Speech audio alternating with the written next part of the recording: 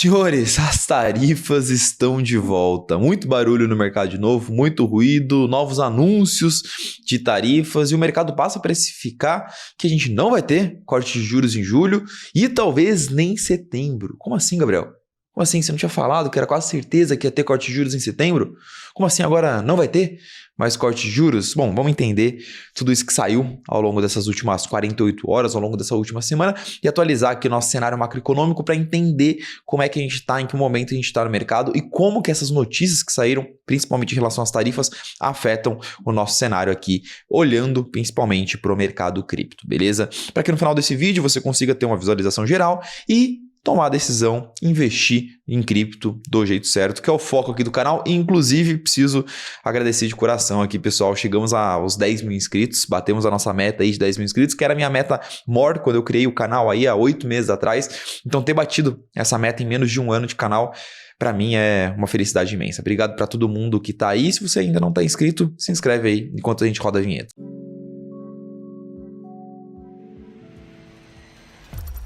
Antes de começar o vídeo, queria te convidar para bater um papo comigo no WhatsApp, tá? De forma 100% gratuita. Primeiro link na descrição, você cai no meu WhatsApp e eu presto uma consultoria gratuita para você. Sim, eu analiso gratuitamente toda a sua estratégia, a sua carteira cripto, e a gente bate um papo. Você tem espaço ali no WhatsApp para tirar suas dúvidas comigo e eu te dar algum direcionamento sobre o que fazer, como se posicionar dentro desse ciclo, dentro desse ano. Sou eu mesmo que respondo, tá? Não coloco o chat GPT para responder ninguém, então aproveita isso daí que eu não sei até quando que eu vou fazer esse tipo de ação. Primeiro link da descrição, gratuito, você já cai no meu WhatsApp. Turma, vamos lá, vamos primeiro recapitular qual que é o cenário ideal para o mercado cripto, o cenário ideal que a gente quer ver acontecendo para que o mercado emende uma alta, para que o mercado fique otimista e depois a gente entende o cenário que a gente está atualmente, para a gente comparar os dois e ver o que falta para chegar a esse super otimismo aí, não só o Bitcoin romper máxima histórica, como as outras criptos também. O cenário perfeito para cripto é um cenário de inflação controlada ou caindo nos Estados Unidos, ou seja, uma inflação confortável por lá, taxas de desemprego subindo, ou seja, pessoas no mercado, economia desacelerando, pessoas sendo demitidas, o que é ruim, óbvio, pensando sobre um viés de economia real, mas para o mercado sinalizaria que a economia americana está precisando de incentivos e principalmente previsibilidade econômica. O que é previsibilidade econômica?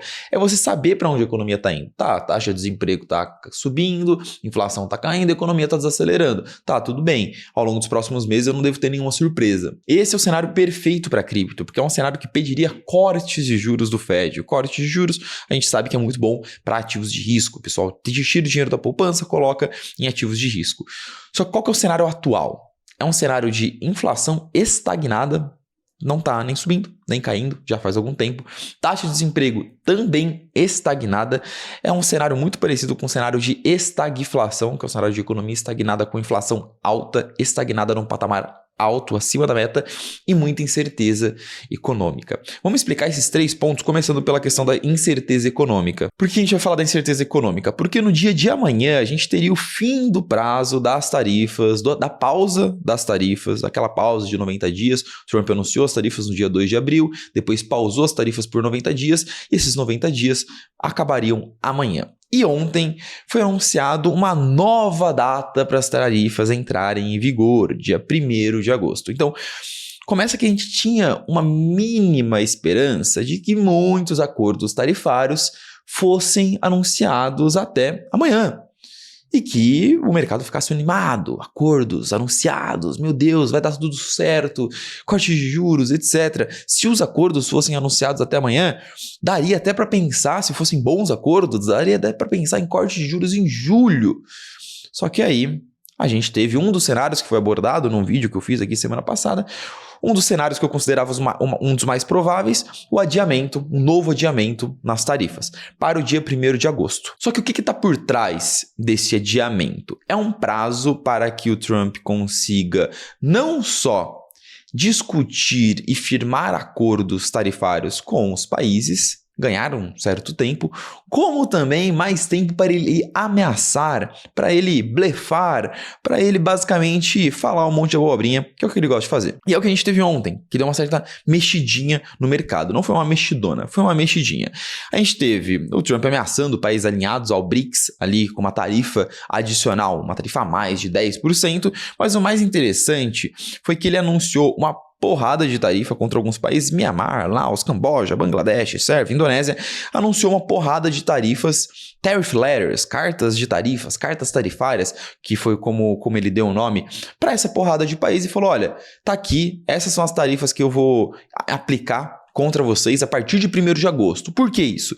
Porque vocês não chegaram num acordo comigo. Vocês tiveram 90 dias aí para vir conversar comigo, vocês tiveram 90 dias para apertar minha mão, para falar que me ama, para falar que vocês estão à disposição a fazer tudo o que eu quero, não fizeram. Agora, ó, essas daqui são as tarifas que vocês terão implementadas aí a partir de 1º de agosto. Mas, ó, elas podem mudar. A depender do nosso relacionamento. Um negócio meio poderoso chefão, né? Se você vir aqui, beijar minha mão, a gente conversar, essas tarifas mudam até o dia 1º de agosto. E aí, se você é um investidor já treinado no mercado cripto, que acompanha o canal há bastante tempo, você se pergunta, Gabriel, tá bom, por que o mercado não desabou? A gente tá falando que o Bitcoin estava a 110 mil dólares e agora o Bitcoin está, vamos dar uma olhadinha aqui, 109 mil dólares. Então o Bitcoin mal saiu do lugar, S&P caiu ali 0,5%, 1%.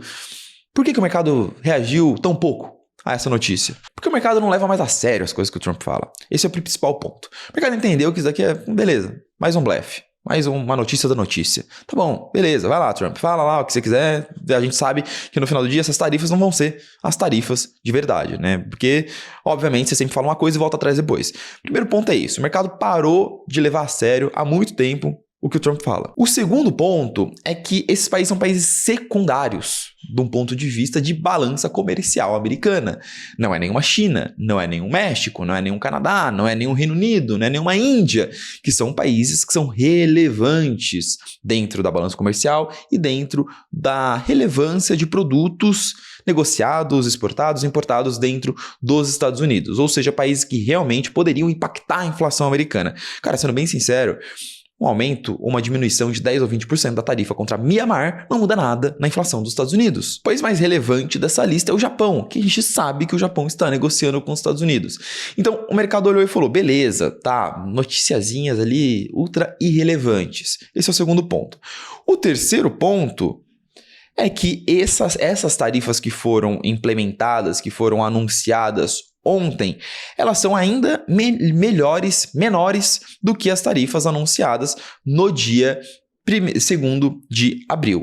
Tirando Malásia e Japão, que são casos isolados, que tiveram um aumento ali de 1 ponto percentual, a gente vê na bolinha vermelha que as tarifas que foram anunciadas ontem tiveram uma certa melhoria, uma diminuição em relação ao que foi anunciado em abril. Foram tarifas menores. Então o mercado também interpreta isso de forma positiva. Ah, legal. Tá, a gente esperava que ia ser X, foi Y. Y é menor do que X. Tá. Menos mal. E ainda tem espaço para negociar, então pode ser menor ainda. Pode aparecer uma nova bolinha azul ou verde aí, mostrando que dia 1º de agosto a terceira tarifa vai ser menor ainda. Olha isso, cara, quase 6 meses dessa discussão aí e um monte de tarifas diferentes sendo implementadas de um lado para o outro. De qualquer forma, o mercado olhou e falou, não tem tanto motivo para eu ficar preocupado e agora a gente tem até agosto.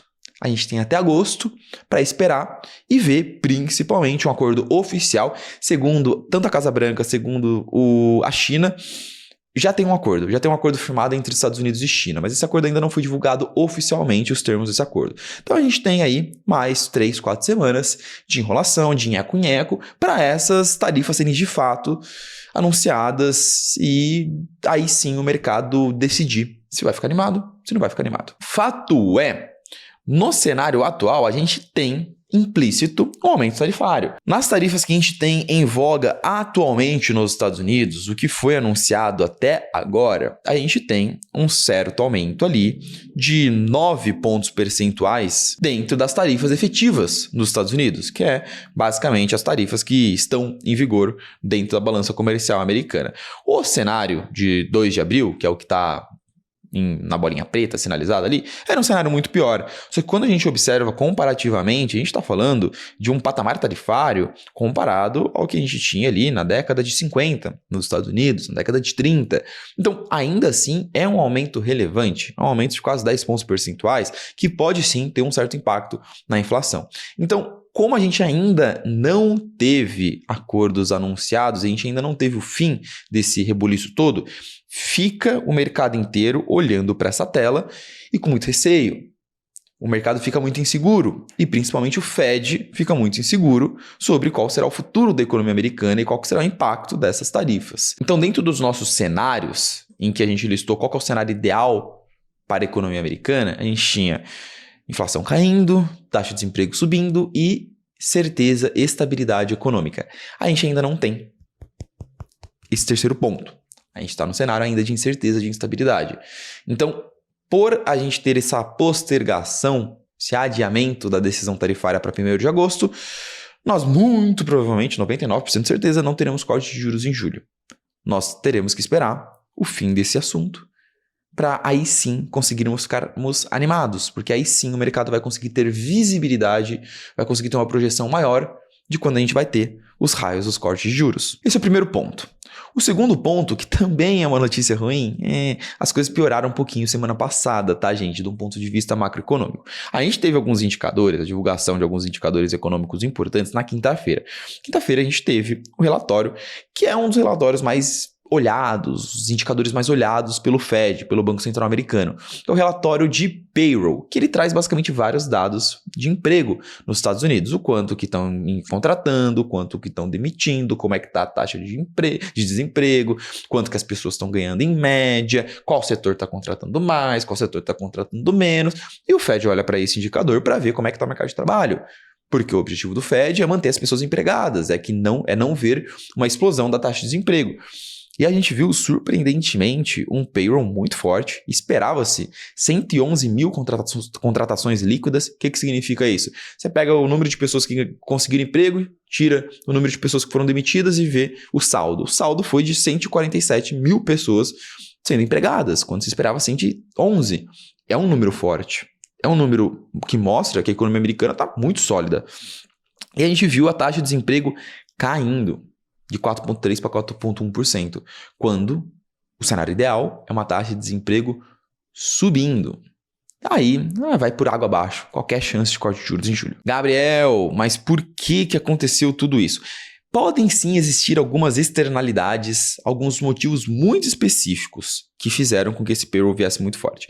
Quando a gente olha para o setor mais importante da economia americana, que é o setor privado e o setor de serviços, que é o setor de serviços, restaurante, bar, a pessoa que vende ali numa loja da Apple e tudo mais, que é onde mais movimenta a economia americana. O setor privado, ele teve uma desaceleração muito forte, o setor de serviços também, só que a gente teve algumas externalidades, alguns indicadores que saíram muito da média e puxaram esses números para cima. Olha esse dado que estranho. Contratações governamentais no setor de educação. 40 mil contratações líquidas. Foi basicamente a diferença ali, né, do payroll entre o esperado e o que realmente veio. Era 111, veio 147, uma diferença ali de 30 mil contratações líquidas e foi basicamente 40 mil ali veio desse nicho específico, desse setor específico, que é o setor governamental de educação. Então, cara, não acho que dá para chegar aqui e fazer uma super análise de que a economia americana tá super forte, a taxa de desemprego vai começar a cair pra caramba e nunca mais vai ter corte de juros. Eu acho que foi um indicador isolado que não diz muita coisa, beleza? Para fazer análise econômica boa, direito, você precisa analisar os indicadores com um espaço de tempo um pouquinho mais longo. E quando a gente analisa os indicadores com espaço de tempo um pouquinho mais longo, a gente vê esse dado é a taxa de desemprego nos Estados Unidos, a gente vê um fenômeno, que é o fenômeno justamente da estagnação, que eu comentei com vocês. Olha como a taxa de desemprego nos Estados Unidos, ela veio ali de 2022, que foi quando acabou de fato a pandemia, né? De 2022 até 2024, ela veio subindo. Saiu ali de 2%, chegou em 4%. Mas do meio de 2024 até agora, ela estagnou. Ela não saiu do lugar. Mesma coisa para a inflação. Olha como a inflação nos Estados Unidos de 2022 também, fim da pandemia, até aqui ela só caiu. Saiu lá de 7% ao ano, 2,5% ao ano. 2024 até agora estagnou na mesma faixa ali, entre 2,30% e 3%. A inflação também estagnou. Então é por isso que eu falo que a gente está muito mais próximo de uma estagflação do que de uma recessão ou de uma desaceleração na economia americana. É um cenário da economia estagnada, todos os indicadores parados há mais de um ano e a inflação parada acima da média. Estagnação com uma inflação alta. E esse cenário é justamente um cenário que não é bom para o mercado cripto como um todo. Por quê? Porque você afasta as probabilidades de, no curto prazo, ter os cortes de juros do Fed. Por que o Fed vai cortar juros se a taxa de desemprego está caindo? Se as pessoas não estão desempregadas? Por que o Fed vai cortar juros se a Bolsa de Valores já está na máxima histórica? Pô, preciso mais? Preciso animar mais o mercado? Por que o Fed vai cortar os juros se a inflação já está alta e tem risco de ficar mais alta ainda porque o Trump está botando tarifa lá? Por que o Fed vai cortar juros se a chance de ter inflação nos Estados Unidos é mínima? Talvez ele não corte. Não, calma aí, Gabriel. Você está falando então que a chance de ter corte de juros aí no próximo ano, em 2025, é zero? Não, nada disso. Muito provavelmente a gente vai ter corte de juros aqui no ano de 2025. Porém, essa probabilidade que muito se dizia sobre cortes em julho, recessão, esse tipo de coisa, esse tipo de abobrinha, muito provavelmente não vai ter, tá? Corte de juros em julho não vai ter. A gente ainda vai ter um mês que vai ser decisivo do quesito tarifas e muito provavelmente julho, agosto serão meses em que todo mundo vai ficar olhando com olhos bem atentos aos indicadores macroeconômicos para saber se realmente teremos corte de juros em setembro. Então a gente continua observando julho como um mês muito decisivo para cripto, como um mês muito importante de um ponto de vista de decisão desses catalisadores, tarifas e indicadores econômicos. Porém, o que a gente teve ao longo desses últimos 5, 7 dias foram notícias que afastaram a esperança de um otimismo maior no curto prazo. Beleza? A gente muito provavelmente vai ter que esperar um pouquinho mais para ver esses assuntos se resolverem. Beleza? O que o mercado está apostando hoje? O mercado estava apostando em cerca de 20% de chance de ter corte de juros, 25% de chance de ter corte de juros em julho, isso já caiu para 5%. O mercado estava apostando ali em setembro em uma probabilidade de 92% de corte de juros em setembro, caiu para 64% já.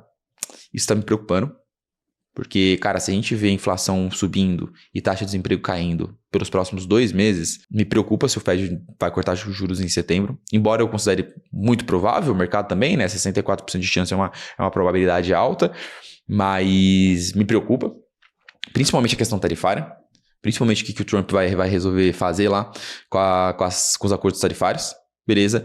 E o mercado que estava apostando em 3 cortes de juros em 2025 já caiu para 2. É culpa 2 essa probabilidade. Então o mercado já está menos animado com corte de juros no curto prazo. No longo prazo ele continua animadão. No longo prazo a gente continua vendo setembro, outubro, dezembro, janeiro, março. Cara, a gente continua vendo um movimento contínuo de corte de juros ao longo dos próximos 12 meses. A grande dúvida agora é quando isso vai começar, porque os últimos indicadores macroeconômicos e as últimas notícias tarifárias não foram tão legais assim. Enquanto isso, a briga entre Fed e Trump continua, entre Powell e Trump continua. Trump pressionando e pressionando muito Jerome Powell para começar a cortar os juros logo, e o Powell falando, eu só corto juros se não houvesse tarifas.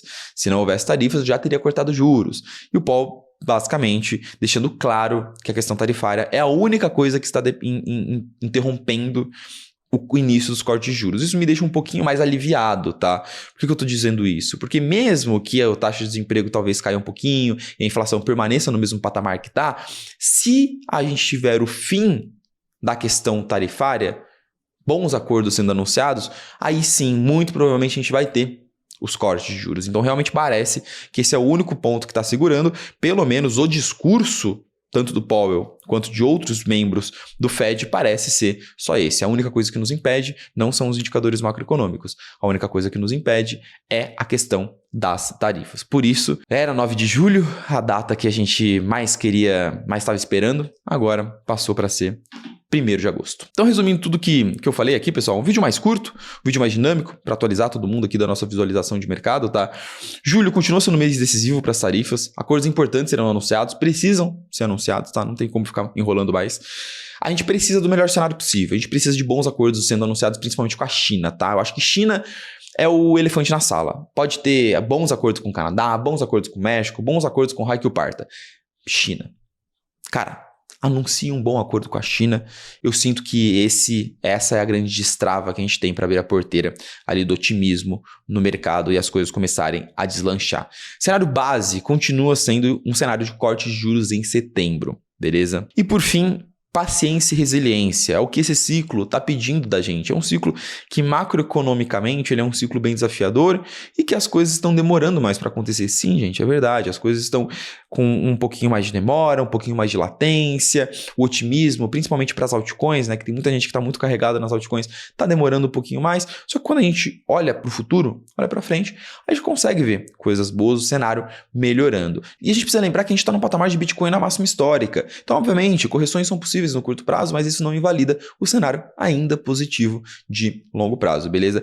E eu até prefiro que o ciclo esteja sendo tão difícil, tão desafiador como está sendo. Óbvio, a gente gostaria de ficar rico da noite para o dia, mas eu prefiro que seja assim, porque aí os investidores que realmente investem do jeito certo, que realmente fazem a lição de casa muito bem feita, são os caras que vão ganhar dinheiro.